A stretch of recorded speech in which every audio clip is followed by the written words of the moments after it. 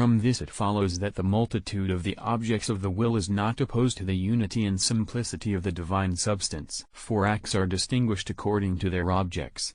If, then, the many objects that God wills cause the multitude in him, it would follow that there was not in him solely one operation of the will. This is against what has been proved above. Again, it has been shown that God wills other things in so far as he wills his own goodness.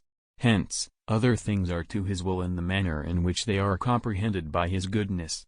But all things and his goodness are one, since other things are in him according to his way, namely, the material immaterially and the many unitedly, as appears from what has been said.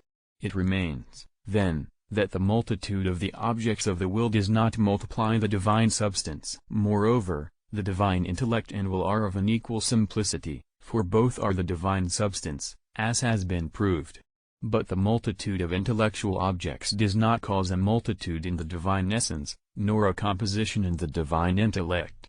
Neither, therefore, does a multitude of the objects of the will cause either a diversity in the divine essence or a composition in the divine will. Furthermore, there is this difference between knowledge and appetite, that knowledge takes place according as the known is in some way in the knower, whereas appetite does not take place in this way, but rather conversely, according as the appetite is related to the appetible thing, which the one pursuing seeks or in which he rests. And on this account good and evil, which have reference to appetite, are in things, whereas the true and the false, which have reference to knowledge, are in the mind, as the philosopher says in Metaphysics Virgin Islands.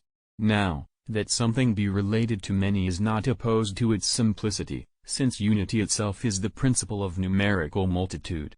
Hence, the multitude of the objects willed by God is not opposed to his simplicity,